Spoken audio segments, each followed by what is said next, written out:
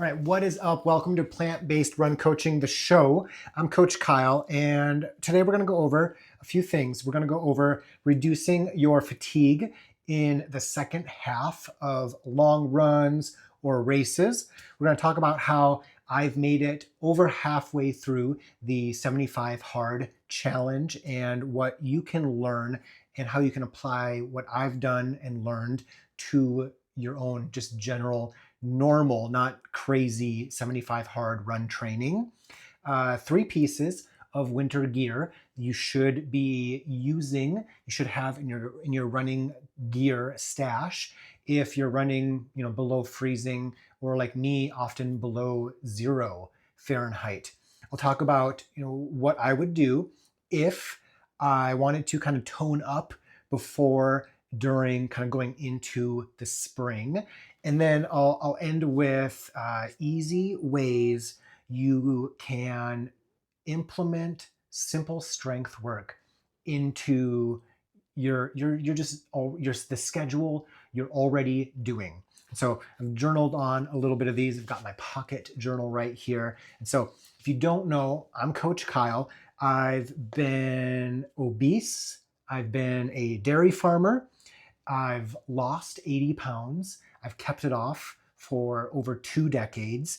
I've earned a degree in nutrition, qualified and ran Boston, and I've been coaching plant-based runners for over a decade. And these are some of the things I've learned. And so let's get to it. First off, I want, if you want to know why you're always fatiguing towards the end of long runs and races, and this can be anything from a 5K race that's very effortful, or it can be what you feel might be like an easy 8 miler or an easy 20 miler or a marathon event. And it comes down to two main things. First off is fueling. Now with fueling, I feel like my coaching motto of, I think it was like 2022 maybe, was for my clients: eat more during your long runs. And there's plenty of research showing that the more you fuel, the better you're going to perform during those events, during the long runs.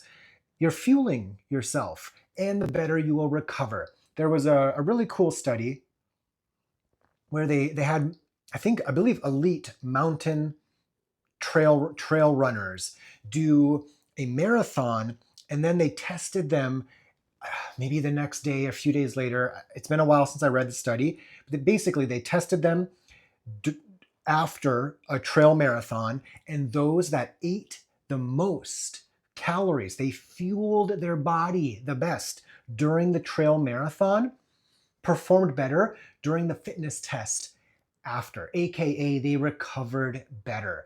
And a big part of that is the better you fuel. And protein gets all the glory for recovery, but most of what these people were fueling for the run was carbs. And you're just gonna perform better, do less damage, tax your body less with proper fueling. And so for myself, for my clients, I really preach 200 calories per hour during 60 plus minute runs. And it can be anything from just like having breakfast, and then like having a banana before a tempo run, maybe having 100 calories of something during a 60 to 120 minute workout. For longer runs, if you're going out for 3, 4, 5 hours, it could be a Larabar every hour. It could be, I've put bagels in my vests before. I've put PB&Js in my vests. Whatever, it doesn't have to be fancy ultra processed fueling. It can be just your normal food that is packageable and stores well. And I don't like, Larabars are great, but I really like just like bagels. Just like put a bagel in your vest. It's so simple. And I generally recommend going by time. So 100 calories every half hour is so simple.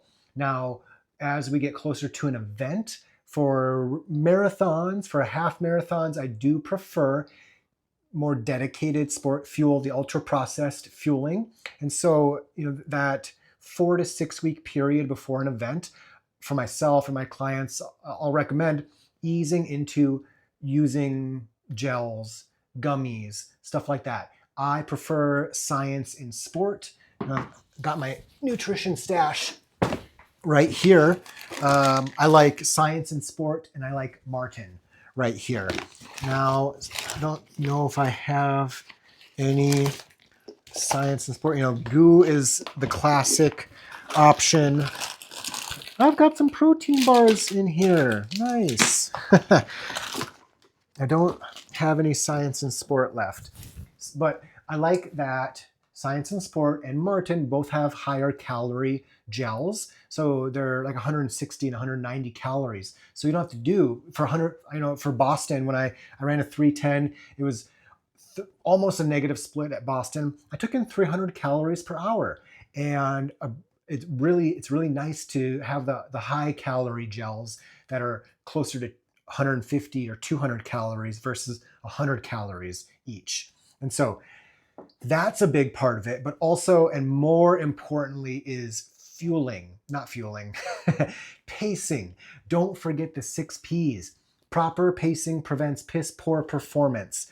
It's so difficult to recover from going out too fast. And the classic example that I think of for myself is when I do 5Ks, that first half mile, that first mile, I'm with other runners and they are huffing and puffing. And a friend of mine who's a little faster than me, he made a joke at the local turkey trot. He said, if you're with Kyle 1 mile into a 5K, you're in trouble. And he knows how good I am at even or negative splitting a 5K, where I finish minutes ahead of the people that are with me a half mile or a mile in to a 5K because they're going out way too fast. So I break races up into thirds generally. For a 5K, it could be 1 mile, 1 mile, 1 mile. For a marathon, it could be first 10 miles, middle 10 miles, last 10K, where that first third should be super easy. Like, it should feel effortless. And if it's a flat course, for example, you should be running about goal pace. If it's an uphill course, I'll be using wattage on my Coros, and I'll be running, like, I'll do like 10K wattage for the first half of an uphill 5K, for example. And I'm using my GPS to slow myself down so I don't overextend, so I can maintain or even speed up. And that is the best way. There's no better way to enjoy a race than to even or negative split. And that makes the last third hard because you chose to make it hard because you're speeding up and maintaining or running faster.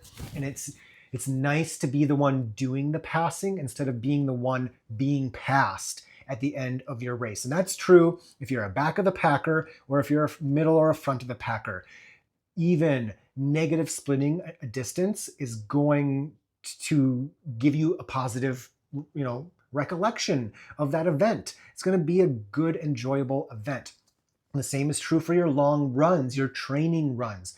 Going out and doing that first half really slow. Taking it as slow as you possibly can will have you maintaining and feeling good for the entire duration. Do walk breaks right from the start before you feel like you need to do walk breaks. Like, do every 5th minute, make it a minute walk break. Whenever, my 5K pace is a 6-minute pace, plus or minus a little bit. And I still walk hills when I'm doing really easy runs. So be mindful of your fueling and your pacing for those long efforts. So next up, I want to talk about how I was able to survive over halfway now into 75 hard. And if you don't know what 75 hard is, there's different parameters, but 75 days where You read 10 self-help pages daily. You drink a gallon of water, which that's been the hardest part actually, is drinking a gallon of water daily. You do a progress photo every day. You pick a diet.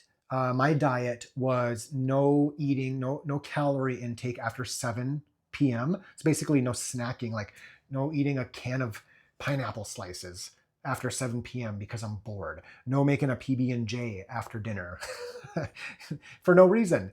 And then the probably the hardest part for most people is the exercise portion. 2 workouts a day, 45 minutes each. One of them has to be outside.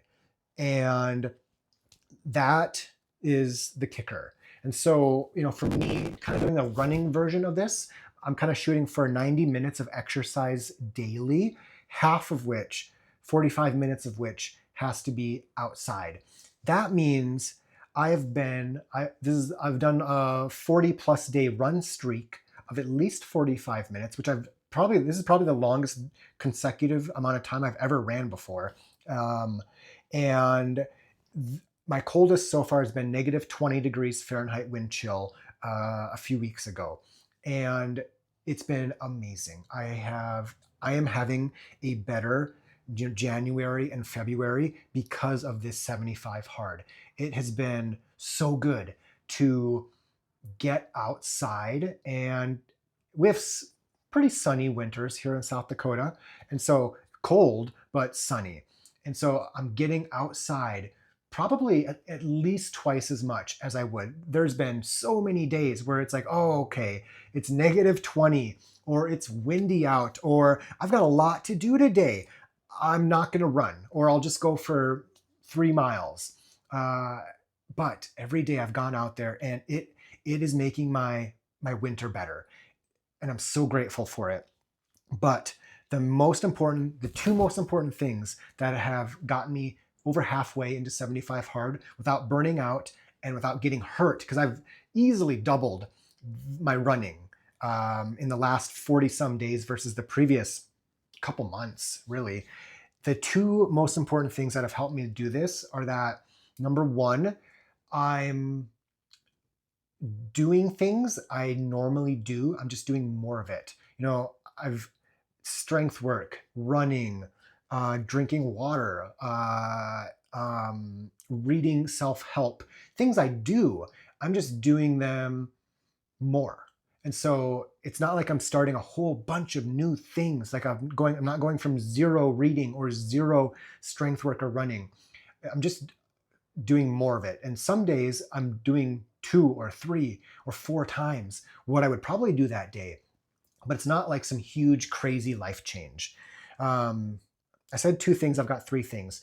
Second is that I'm front loading my days. I'm drinking most of my water in the morning. I'm starting every day with 15 to 20 minutes of lower leg, foot, and ankle balance work. And if you want the routine, I'll link it below, either in the description or the first comment of the video. I'm doing a lower leg, foot, and ankle routine, and I'm doing some balance work, some big toe stuff like that, all the way up to like my neck, and stretching a little bit with my hips. Starting my days with 15, 20 minutes, checking that off of the 90-minute requirement. And it's rare I get to the end of the day and it's like, oh shoot, I need to do some strength work because I'm not going to get it. And so front loading helps, and it's a good way to start the day. I watch comedy while I do the lower leg, foot, and ankle routine. Like, meditation's nice, journaling is nice, but start your day with some comedy. That's a good way to get going, because who wouldn't benefit from starting their day with 15 minutes of laughter? And so the other thing that has helped me mostly not get hurt while doing this is my easy running. I'm a sandbagger. Like, I'm good at easy running, but I'm making it even easier. And the 2 ways I'm doing this are trails and hills. I live less than a mile from a trailhead, and I walk the uphills. And so kind of the undulating terrain forces me to walk more. And instead of like trying to run up the hills, which would not be an easy run, I'm walking them. And that's making those runs easier. Second is that when I'm on flat terrain I'm running slower than I normally would. And so, generally my easy pace is a 9-minute pace, plus or minus 30 seconds. But, so I've done multiple flat runs in the 10-minute average pace. That is about as slow as I can run. Like my 5K pace is a 6-minute mile. And so I'm doing some of my recovery runs at a 4 minutes slower per mile pace than my 5K pace. And that is allowing me to run for 45 plus minutes every single day for the last 40 some days. And so easy running. Just because those runs are super easy for me, that doesn't mean they're not beneficial. And that is true for your running as well. So next up, 3 pieces of winter running gear that let me safely run outside. I've done 45 days straight now in multiple days under 0 Fahrenheit and a couple days under 15 or 20 degrees, negative 15 or 20 degrees Fahrenheit. 3 pieces of essential gear. First off, really good mittens. Now, the mittens I wanted to show you are in the dirty clothes, but having good mittens to protect my hands. And bonus points if they are layered. I like mittens so warm that I've taken them off when it's below freezing, and even below 0 if I have a tailwind, because my hands are getting warm. And I look at that not as negative, but as like, okay, I'm protecting my hands. And knowing that I'm definitely going to be warm enough helps me get out the door. And so I generally tend to overdo it with my gear. They say, dress for 10 degrees colder or whatever. I don't do that. I dress extra warm because that helps me mentally get outside, and then I can take off the mittens for 2 minutes. I can pull down my buff. I can unzip my jacket. Speaking of that, if you don't have multiple buffs, you got to get them. Let me show you. I have like 5 of these. They're so amazing. They can protect your head. This is how I normally wear it, and then I have a hat on. They can protect your face, your nose, or I've done it like this, where it can go all the way around and protect your entire head. Just an amazing, super versatile piece of equipment. They're not expensive. I don't know if these are even actually like technically buff brands, but hook yourself up, put them on, just like any type of scarf. But these are just so handy. These were $1 at a thrift store. My other pair, the even warmer pair, also like $1 at the thrift store. You don't have to spend a bunch of money on these. The last piece of gear, Vaseline or Aquaphor. And so with this, what I do is I put it, right here around the only exposed part of my body when it's like today. I think the real feel was like -5. And so the only exposed part of my body was right here. And so I put some Vaseline around here just to protect my skin. And so that can be a really helpful thing to do, just to, it doesn't really keep you warmer, but it does protect your skin when you're running, into a headwind that feels like -20 degrees Fahrenheit. And so good items just to have handy, and they don't have to be expensive either. Next up, if I was trying to kind of tone up, I have a lot of clients that come to me mostly for running, but I have a degree in nutrition. I've kept off 80 pounds. So I know a thing or two about losing some weight. And a lot of my runners want to tone up a little bit. I don't like the term tone up, but that's the term people use. So if I was going to do 3 things to tone up a little bit over the next few months, and what I would really recommend you do, if you were my client, this is what I would guide you along with. This is what I would hold you accountable for.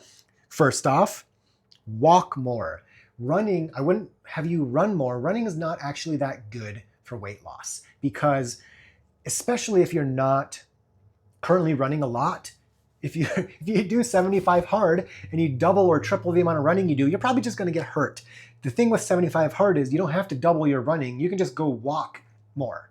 And so, I have walking treadmill right here. I got it for $100 off Facebook Marketplace because the guy really just wanted to get rid of it. So walk more. It's good for your health just in general. It'll help your energy levels in the afternoon if you walk instead of sit at your desk in the afternoon.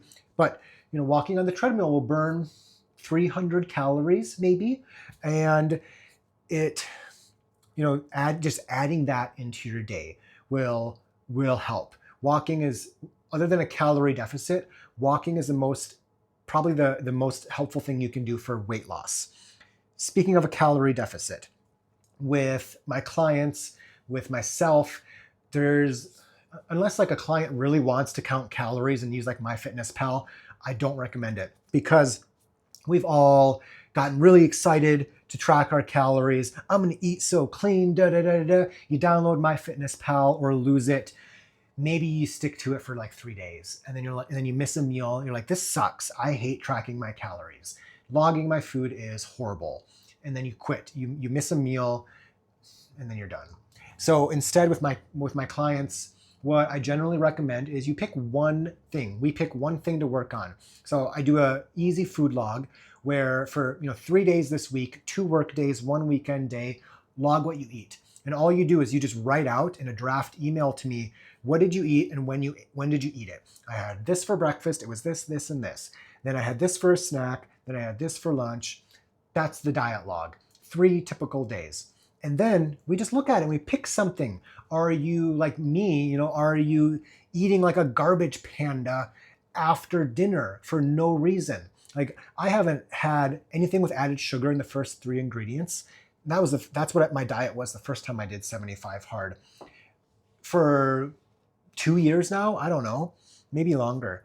And I haven't lost any weight with that, because even though I wasn't eating anything with added sugar in the first 3 ingredients, so no Oreos, I was still like eating a full can of pineapple tidbits for after dinner, or like going and making a PB&J or 2 after dinner. Like, that's a easy way to eat 700 calories because I'm bored.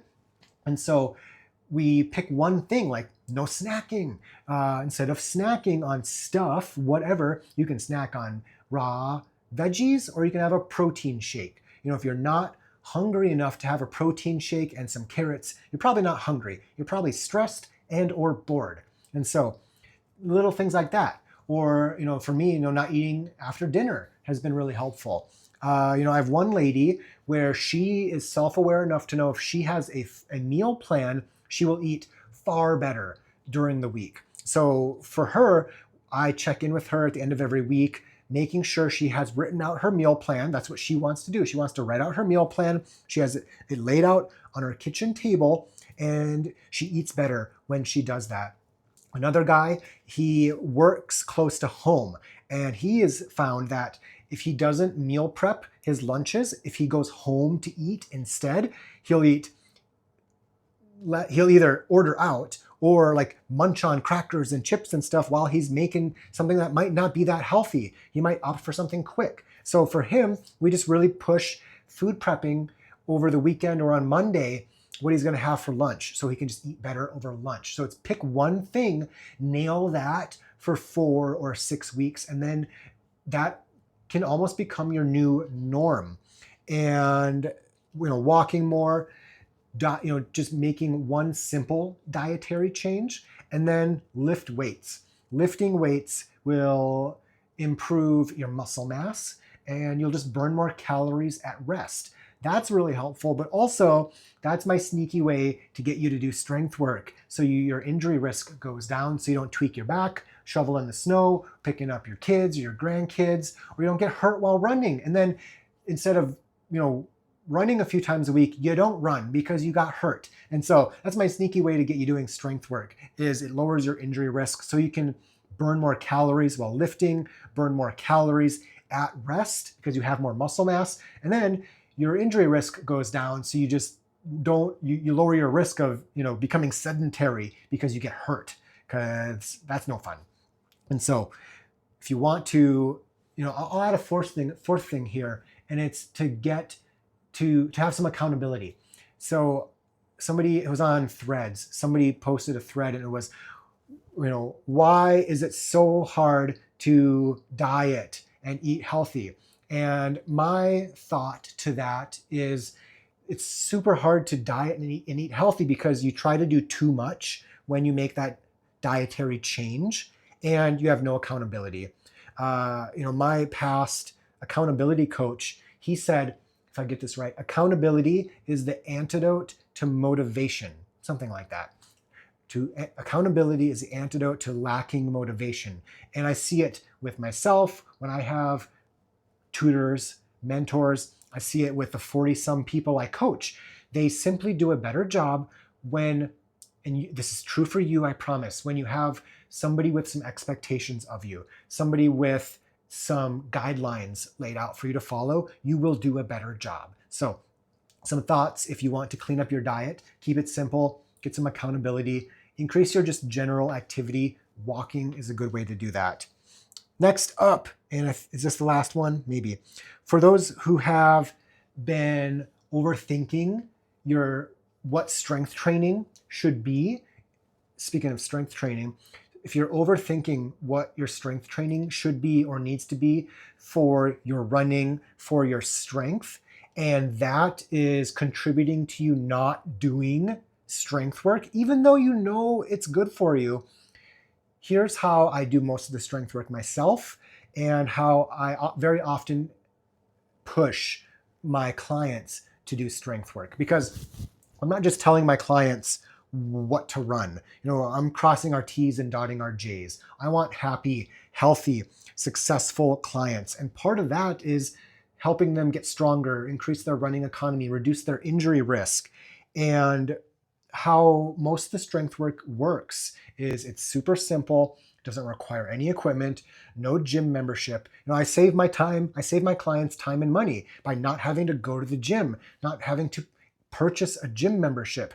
I use a set of 15-pound dumbbells. If I'm using equipment, that's what most of my strength work uses, is a yoga mat and a set of 15-pound dumbbells.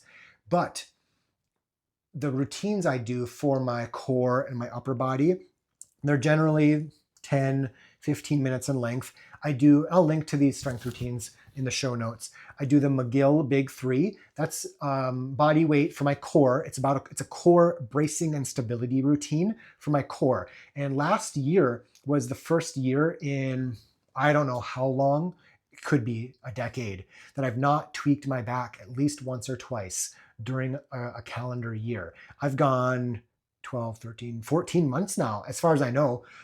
Could be longer, because I know I didn't tweak my back last year at all.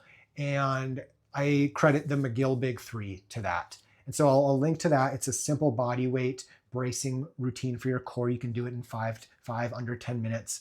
And the strength work that I do with the dumbbells is I'll go on YouTube here and I'll look up Zeus Fitness. And they're so good. I put these in the calendar for my clients. Pick a 10, 20, a 30-minute Zeus Fitness YouTube video. They're Tabata, they're quick, they're to the point, they're effective. And I'm not trying to turn into Mr. Olympia here. I just want to get stronger. And so I'm lifting some weights for 30, upper body. You can do it 2 10-minute routines minimum a week, and you will maintain and probably get stronger with a half hour total a week of upper body strengthening. And so that is, one way you can get strength work in, is keeping it simple. Just pick an upper body routine from YouTube. You don't need, I got these 15-pound dumbbells at the thrift store for, I don't know, like $5 or $10, super cheap. You can find some off Facebook Marketplace, I'm sure, and keeping it simple. Next up, and this is something that I started doing with runners who were really struggling with getting their strength work in, was starting to do the strength work during the runs. For example, yesterday, I did an easy 4 or 5 miles. I ran 2 miles to the park. And at the lake on the dock, I did a 10-minute plyometric routine during my run. Because let's face it, I have a 3-year-old here. He barely goes to daycare. And so if I come home, chances go way down. I'm going to do my strength work. And I don't want to get caught like catching up later in the day or not doing it. So I do a lot of my strength work while out running or at the park right down the street. So, at the end of my run. So I'm not coming back home having to do it. And the beauty of that is, most of the routines I do are 10 to 20 minutes in length. And again, I'll link to these down below. They're 10 to 20 minutes in length and they don't require any equipment. And so if I'm doing some stuff on my hands and knees, I'll take my shirt off, or I'll use like the bill of my hat under my knees, or I'll just be in the grass and I'll get it done. And I'm glad I do. That's the thing. What would my tomorrow want me to do today? That mentality, everything I do goes through that filter. What would my tomorrow want me to do today? If you act upon, motivation, I like to say motivation is just having empathy and acting on your future self. Having empathy with your future self. I will be glad to go do this run. I will be glad to do strength work. In 10 minutes, I'll be glad. In 10 months, I'll be glad. When I'm, crossing the finish line of my marathon, I'm going to be glad I do my strength work or I eat well now. And that is a powerful mentality to have on your side. And so I think that, yep. So keeping, speaking of mentalities, something else, and this is very true with the strength training, is Jonathan Goodman of the Online Trainer Academy, he said, what would it look like if it were easy? And this is what I've came down to with the strength training is, you should do it, but we're runners. We don't like to do strength work. We like it when we start it, or especially when we finish it. We like it when we're stronger, and we like it when we don't tweak our back in 14 months, but it's really not great. I had a client of mine, she said, it's really hard for me to do the hard work, which is like mat work or lifting or stuff like that. Like it's the stuff that we don't typically do or we don't want to do. So, keeping it simple, having some accountability, and, for me, just with the strength work, simple routines that I do out while running drastically increase the chances I do it. And I think they will for you as well. So that's the episode. I hope you found something helpful. If there's anything that you want me to touch base with on my next episode, leave a comment below. Let me know what it is, and I will be sure to bring that up for you. And share this with somebody that you think will benefit from it. I appreciate you watching. So have a good one. Talk to you later.